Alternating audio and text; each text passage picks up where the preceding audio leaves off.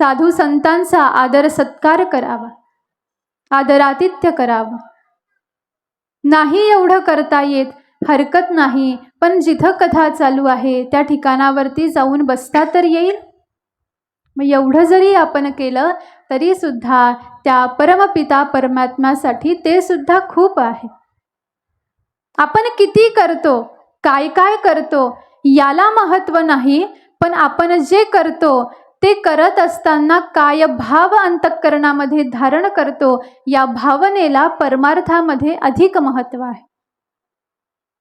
नसता भगवंतासाठी करणारे काही कमी नाहीत.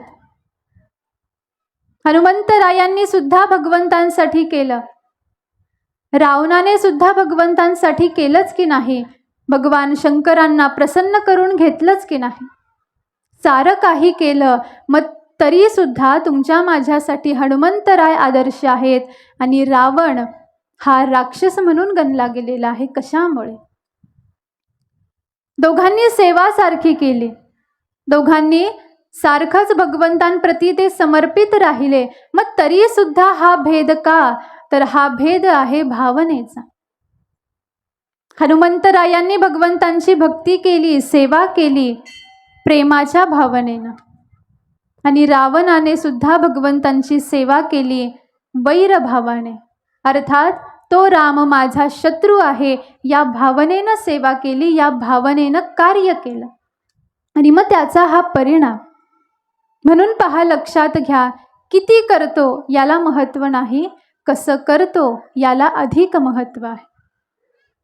आणि त्यातल्या त्यात आपण सांब सदाशिवांना ऐकत आहोत, त्यांचं पूजन कसं करावं हे आपण कालपासून श्रवण करण्यासाठी आरंभ केलेला आहे.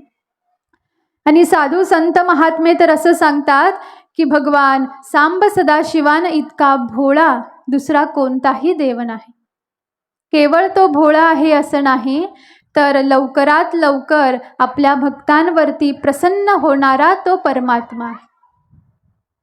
आणि मग त्याच्यासाठी आपण अल्प जरी साधना केली, नुसतं त्याला बिल्वपत्र जरी वाहिलं, नाही बिल्वपत्र शक्य झालं, एखाद्या झाडाचं पान जरी त्याला वाहिलं तरी सुद्धा तो तुमच्या माझ्यावरती संतुष्ट होतो. कशामुळे? कारण तो हा विचार करत नाही की माझ्या भक्ताने मला काय दिलं, तर तो हा विचार करतो की माझ्या भक्ताने मला जे दान केलं ते दान करत असताना माझ्या भक्ताच्या अंतःकरणामध्ये काय भाव होता, या भावनेला भगवंतांच्या अंतःकरणामध्ये जागा आहे. म्हणून देवासाठी करावं, जेवढं शक्य होईल तेवढं करावं, पण करत असताना अंतःकरणामध्ये प्रेम ठेवावा, भाव भक्ती अंतःकरणामध्ये दृढ करावी, आणि मग भक्तीच्या स्वरूपामध्ये भगवंतांना विविध प्रकारचे सत्कर्म, विविध प्रकारचे उपचार दान करायला पाहिजे, असं साधू संत महात्मे तुम्हाला मला उपदेश करतात. आणि आता इथून पुढे तुम्हाला मला हेच ऐकायचं आहे की भगवान सांब सदाशिवांना काय आवडतं, भगवान शंकरांना काय आवडत नाही, भगवान शंकर कसे प्रगट झाले, हा सारा कथाभाग आपण श्रवण करू. कालच्या उत्तर भागामध्ये मी श्रवण केलं, भगवंत या मृत्यूलोकामध्ये ज्योतिर्लिंगाच्या स्वरूपाने प्रगट झालेले आहेत. ज्या वेळेला भगवान विष्णू आणि भगवान ब्रह्मदेव यांच्यामध्ये युद्ध आरंभ होऊन गेलेलं होतं, त्यावेळेला भगवान सांब सदाशिवांनी ज्योतिस्तंभाच्या रूपामध्ये त्या दोघांमध्ये आपलं प्रागट्य करवून दिलं. ज्या वेळेला दोघांवरती सुद्धा प्रसन्न झाले, भगवान सांब सदाशिव सगुण साकार झालेले आहेत, नारायणांना वर दान केले, आणि ब्रह्मदेवांनी असत्य बोलल्याचा परिणाम की त्यांना शाप प्राप्त झाला. आणि ज्या वेळेला ब्रह्मदेवांचा आता अहंकार पूर्णपणे नष्ट होऊन गेलेला आहे, त्यावेळेला भगवान ब्रह्मदेवांनी आणि नारायणांनी मिळून भगवान सांब सदाशिवांची पूजा संपन्न केली. आणि ज्या वेळेला या मृत्यूलोकामध्ये प्रथमतः भगवंत ज्योतिस्वरूपाने ज्योतिर्लिंगाच्या स्वरूपाने प्रगट झाले, ती तिथी म्हणजे शिवरात्रीची तिथी आहे. असं अगाध महात्म्य या शिवरात्री तिथीचं वर्णन केलेलं आहे की याच तिथीला प्रथमतः निराकार असलेला परमात्मा निर्गुण रूपाने ज्योतिर्लिंगाच्या रूपाने या मृत्यूलोकामध्ये प्रगट झाला आणि ज्या जागेवरती ज्या ठिकाणावरती ते प्रगट झाले ती जागा ते ठिकाण हे अरुणाचल या नावाने ओळखल्या जातं. आणि या अरुणाचल प्रदेशामध्ये भगवंत प्रगट झाल्याचा परिणाम की भगवंतांच्या पाठोपाठ त्या प्रदेशामध्ये सारे तीर्थ सारे क्षेत्र येऊन विराजमान झालेले आहेत. आणि ज्या तिथीला भगवंत अवताराला आले ती तिथी म्हणजे शिवरात्रीची तिथी आहे. आणि या तिथीचं महात्म्य वर्णन करून सांगत असताना स्वतः भगवान सांब सदाशिव सांगतात की एखादा मनुष्य ज्याने वर्षभर माझं पूजन केलेलं आहे, वर्षभर पूजन करून जेवढं पुण्य त्याला प्राप्त झालेलं आहे तेवढंच पुण्यफल जो भक्त शिवरात्रीच्या दिवशी माझं पूजन करतो त्यावेळेला त्याला तेवढं पुण्यफल प्राप्त होत असतं. ही शिवरात्रीची तिथी कधी येते? प्रत्येक महिन्याला एक शिवरात्रीची तिथी असते आणि अशा 12 शिवरात्री मिळून एक महाशिवरात्र येत असते.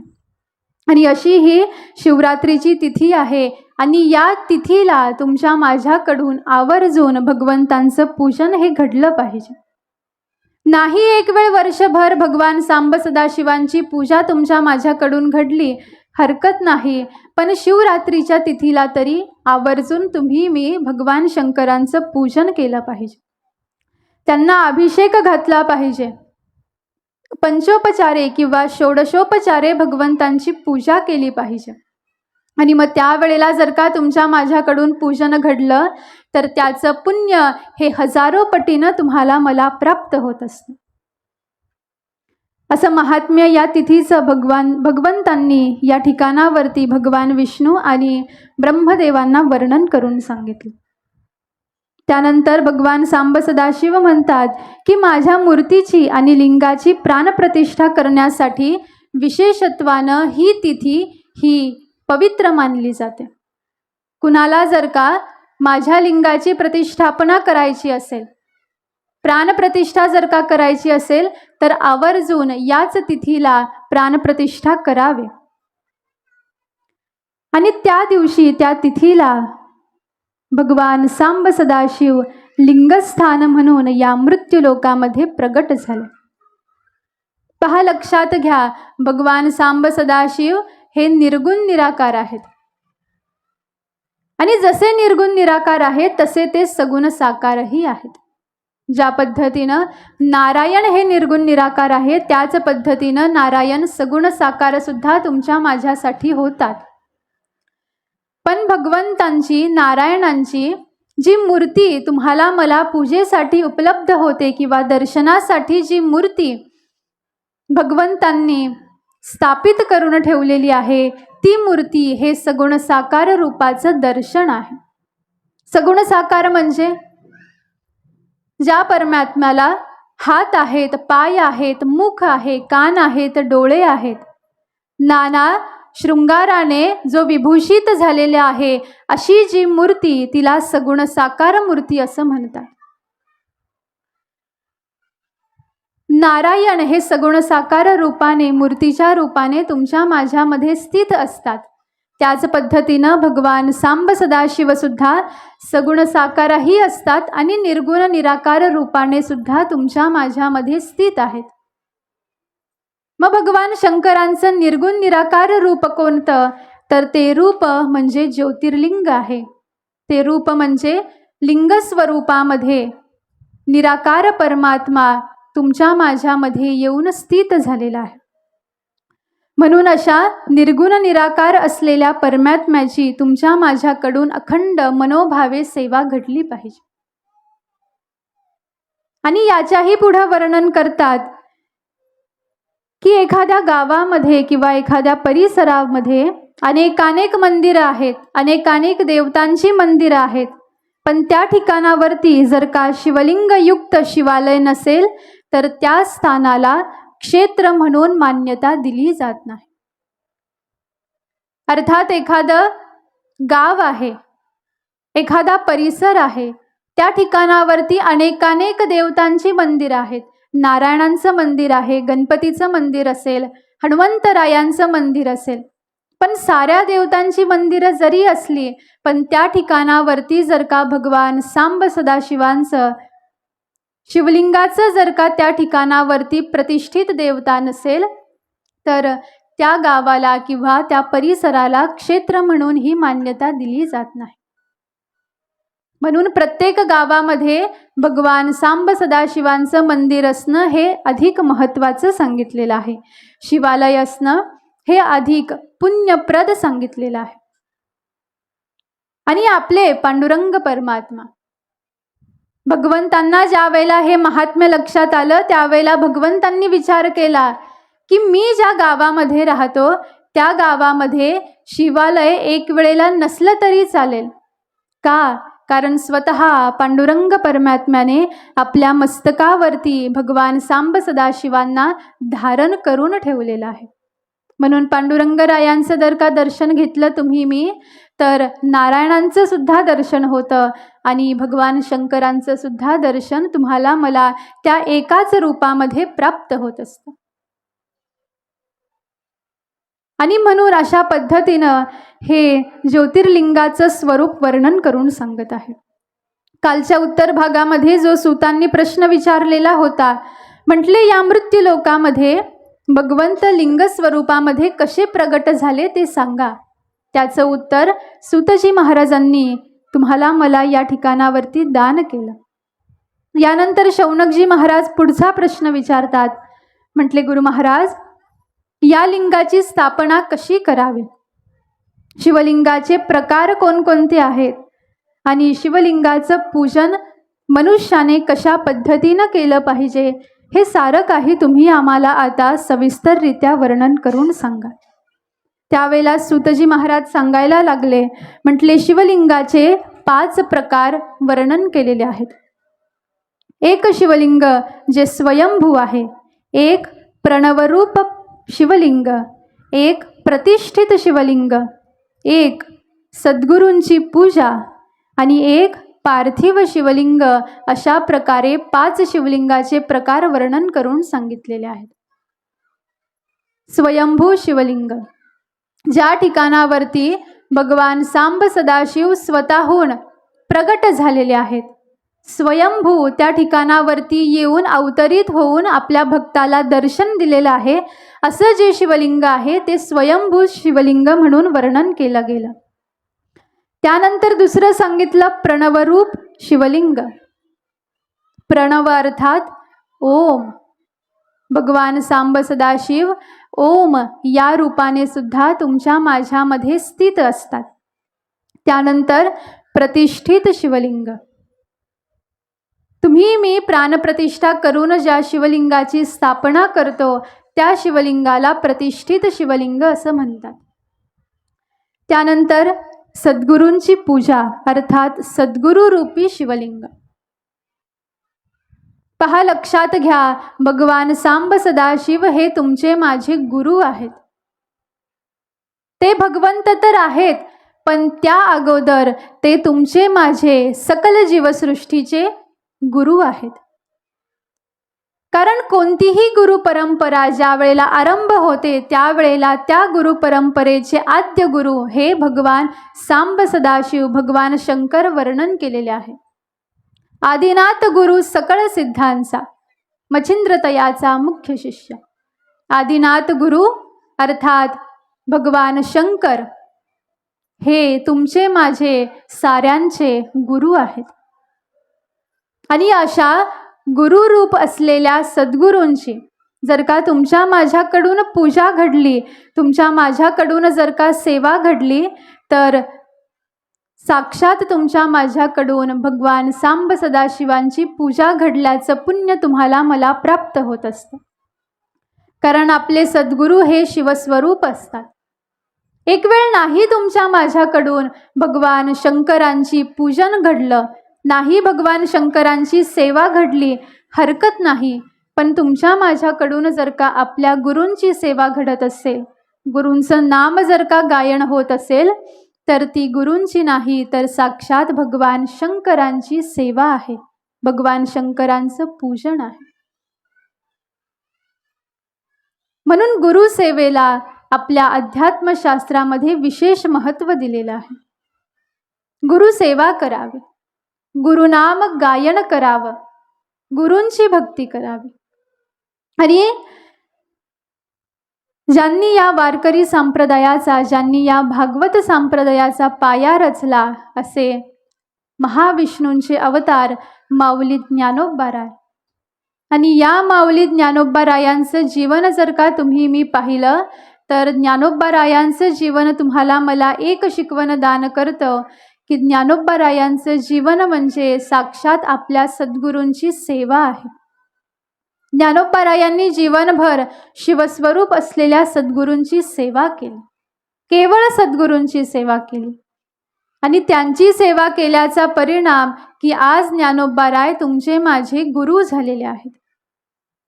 सद्गुरु स्थानावरती, संत पदावरती, साधू पदावरती ज्ञानोबाराय जर का आज विराजमान झालेले आहेत, तर याला कारण आहे जीवनभर त्यांनी केलेली निवृत्तीनाथांची सेवा.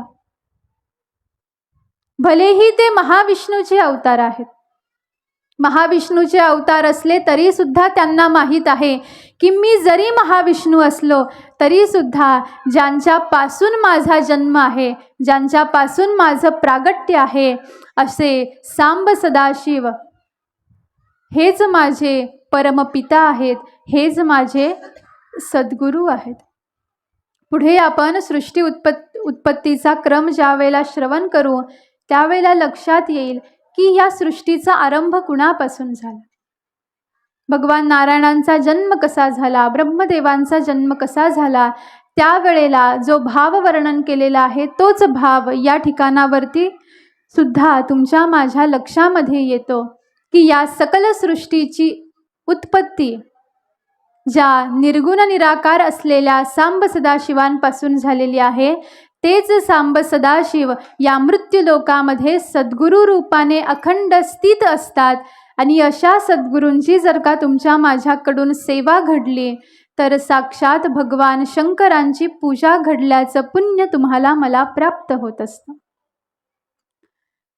त्यानंतर 5व्या क्रमांकाचा शिवलिंगाचा प्रकार सांगितला, पार्थिव शिवलिंग, की ज्याच्यामध्ये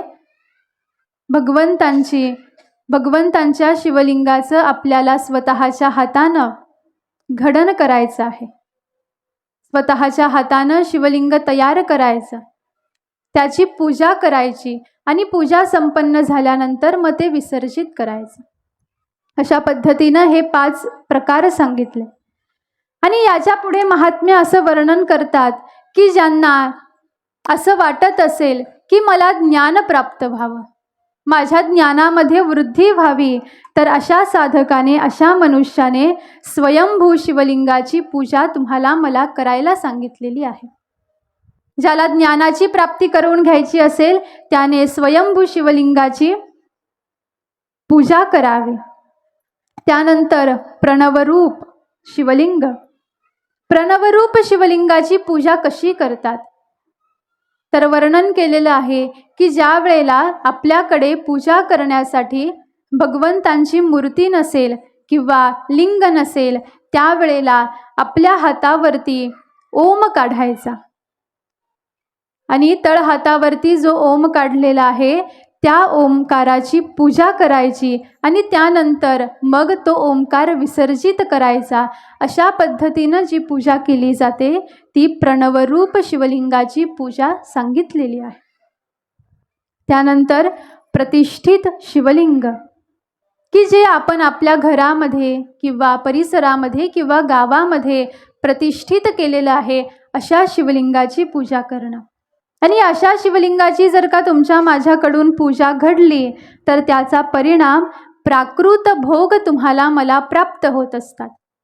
प्राकृत भोग म्हणजे ज्याला धन लागत असेल त्याला धन प्राप्त होतं, ज्याला पुत्र प्राप्त हवा असेल त्याला पुत्र होतो, ज्याला धन धान्य कपडा लत्ता घरदार जे काही या संसारामध्ये गरजेच्या असलेल्या ज्या ज्या वस्तू ज्याला हव्या असतील त्याने प्रतिष्ठित शिवलिंगाची पूजा करावी. आणि ज्याला काहीच नको आहे, केवळ एक इच्छा आहे की भगवान सांब सदाशिव माझ्यावरती प्रसन्न व्हावेत, अशा साधकाने केवळ आपल्या सद्गुरूंची पूजा करावी. आणि त्यानंतर सांगितलं पार्थिव शिवलिंग. आणि आता मात्र शौनक ऋषींनी प्रश्न उपस्थित केला. म्हटले, गुरु महाराज, आम्ही या पार्थिव शिवलिंगाचं महत्त्व खूप ऐकलेलं आहे. कृपा करा आमच्यावरती आणि आम्हाला या शिवलिंगाचं महात्म्य वर्णन करून सांगा. तत्पूर्वी सूतजी महाराज सांगतात, म्हटले हे झाले 5 प्रकार. यानंतर शिवलिंगाचे आणखीन 2 प्रकार सांगितलेले आहेत. आणि ते प्रकार म्हणजे स्थावर शिवलिंग आणि जंगम शिवलिंग. स्थावर शिवलिंग म्हणजे वृक्ष पाषाण इत्यादी जे तुमच्या माझ्या नेत्राला या मृत्यूलोकामध्ये दिसतात ना, अशा वृक्षांची सेवा करणं ही सुद्धा एक प्रकारे शिवलिंगाचीच पूजा सांगितलेली आहे. पशु पक्षी प्राणी वृक्षलता वेली यांचं पूजन करणे, यांना आपल्याकडून कोणत्याही प्रकारची हानी होता कामा नये. ज्या ज्या पद्धतीनं यांचं संरक्षण करण्यासाठी तुम्हाला मला सांगितलेलं आहे, त्या त्या पद्धतीनं यांचं संरक्षण जर का तुम्ही मी केलं तर ती सुद्धा एक प्रकारे भगवान शंकरांची पूजा होत असते. आपल्या अंगणामध्ये एखादा वृक्ष आहे, त्या वृक्षाला रोज पाणी घालणं ही सुद्धा भगवान शंकरांची पूजा आहे. वृक्षाच्या मुळाशी पाणी घालणं अर्थात शिवपिंडीवरती पाणी घालण्यासारखं आहे.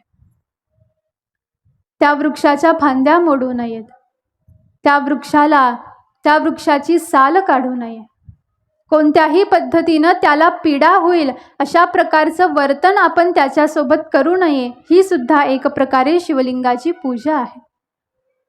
आणि पहा, लक्षात घ्या, झाडांना सुद्धा जाणीव असते बरं का. ती सुद्धा सजीव सृष्टी आहे.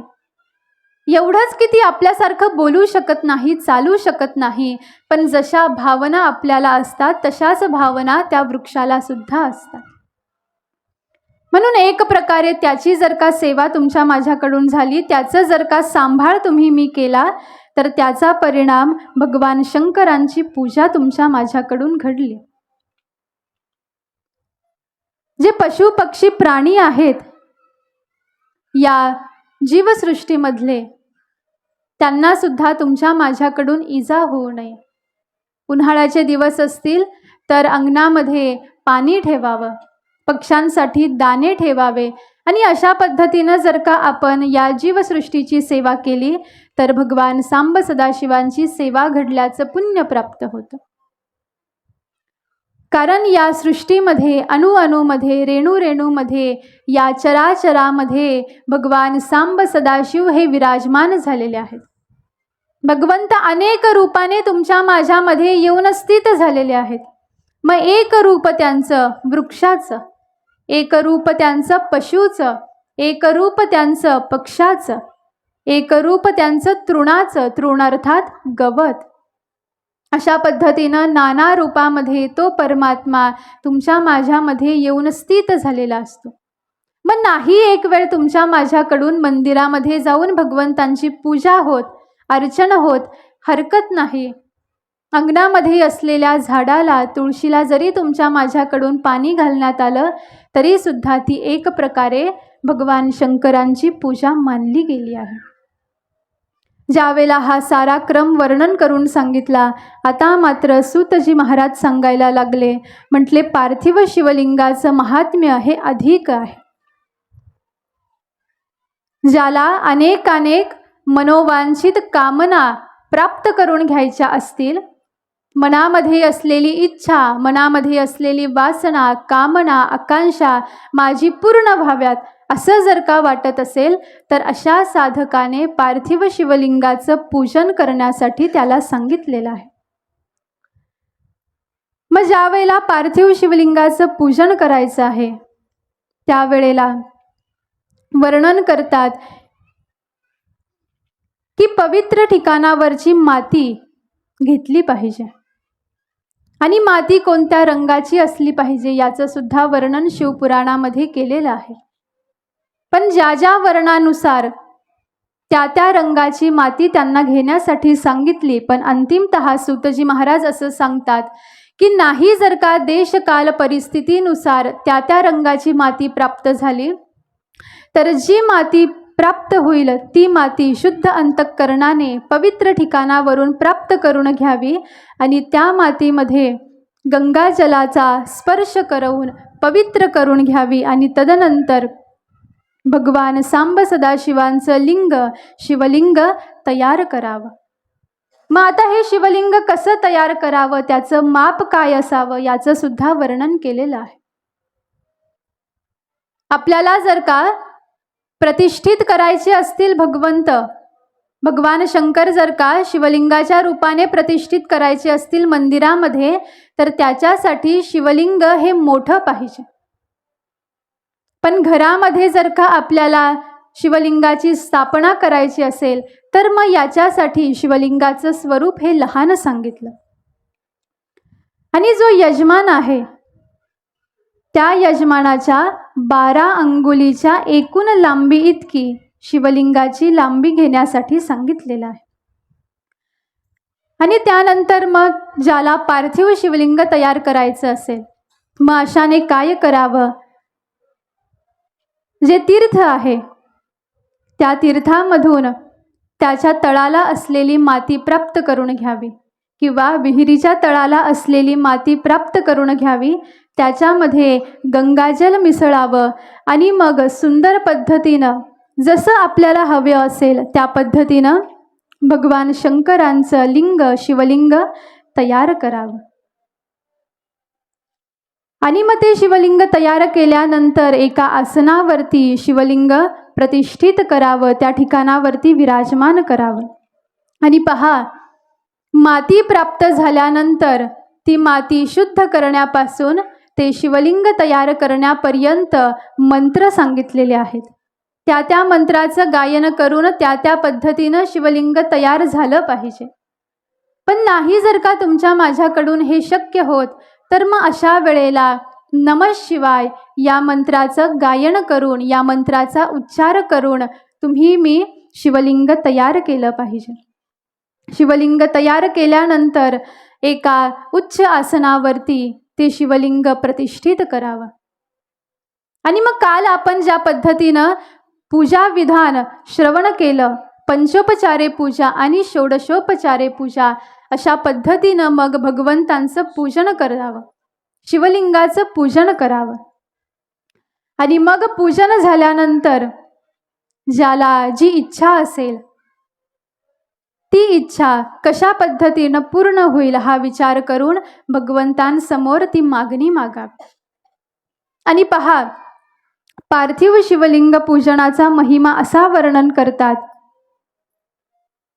की ज्या पद्धतीनं शिवपुराणामध्ये त्या पार्थिव शिवलिंगाची संख्या वर्णन करून सांगितलेली आहे तुम्हाला मला. ज्याला जे प्राप्त करून घ्यायचं असेल त्याने त्या संख्येमध्ये पार्थिव शिवलिंग तयार करावेत, त्या शिवलिंगाची पूजा करावी आणि मग नंतर ते विसर्जित करावे. तर वर्णन असं करतात की जो विद्यार्थी आहे ज्याला ज्ञान प्राप्त व्हावं, बुद्धी प्राप्ती व्हावी असं जर का वाटत असेल तर अशा विद्यार्थ्याने 1000 पार्थिवलिंग बनवून त्याची पूजा करावी, म्हणजे विद्यार्थ्याच्या मनामध्ये असलेली इच्छित कामना पूर्ण होत असते. ज्याला धन प्राप्त करून घ्यायचं असेल अशा मनुष्याने 500 शिवलिंगाची पूजा करावी, पार्थिव शिवलिंगाची पूजा करावी. ज्याला पुत्राची इच्छा असेल अशा साधकाने 1500 पार्थिव शिवलिंग पूजन करावं. ज्याला उत्तमाती उत्तम वस्त्र मला घालण्यासाठी भेटले पाहिजेत अशी इच्छा असेल, अशाने 500 शिवलिंगाची पूजा करावी. ज्याला मोक्ष प्राप्त करून घ्यायचा असेल, अशाने